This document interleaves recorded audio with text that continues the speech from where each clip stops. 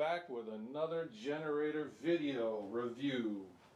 This will be just the introduction video. I'll be posting more videos as I do the unboxing and going through all the features later on.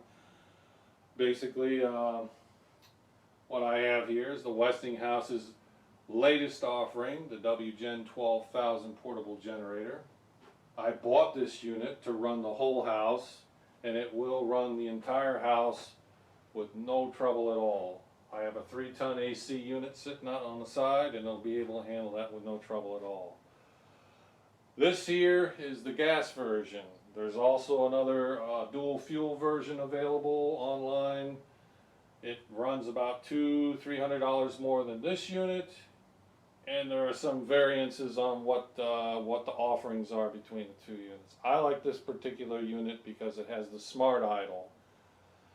So the smart idle is integrated into the motor, so there's no eco button on the panel. So once you start this thing and it gets warmed up a little bit, it automatically idles down until you put a power line onto it and start feeding off of it, and then it'll regulate as it's needed. It also has the 5% THD sine wave circuitry onto it on the alternator, which the propane version, as far as I could tell, does not have that. Nor does it have the smart idle. This unit weighs in the box as it is right before you at 375 pounds. Once you get all the packing material off, you can expect this unit to be 352 pounds of joy. So keep that in mind as far as if you have the woman of the house planning on using this. You're going to have to make accommodations for it. This thing's going to be heavy to move around. But we'll see how that all works out once it's all assembled. This unit, like all WGen units, comes with the push button electric start, comes with the remote control start, the smart switch ready and the transfer switch ready. This has a 22 horsepower V-twin engine, so it's a quite beefy motor. And the only thing I noticed about it is it does not have a pull start capability on here, so that should be interesting to find out if per se the battery dies on you.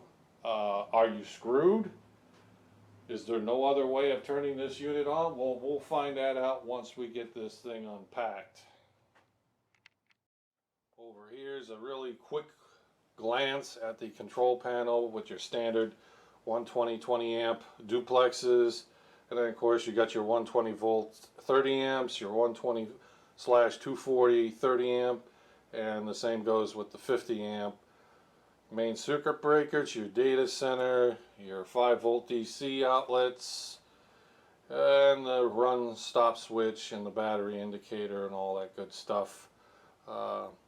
One thing I really liked about this unit is it will be powerful enough to run my home AC, which is a 3-ton unit, so I'll be able to power the entire house with this one particular unit. Price on this unit's going to vary.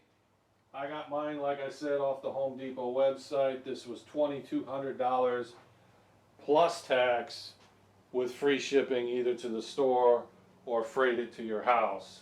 I opted to the freight to the house because I didn't want to kill 4 guys at the local box store trying to load this thing and then killing myself unloading it out of my truck. I'd rather have the professionals kill themselves moving this thing around. So next video up will be the unboxing, assemblage, and going through some of the features of this model. Till that time, later.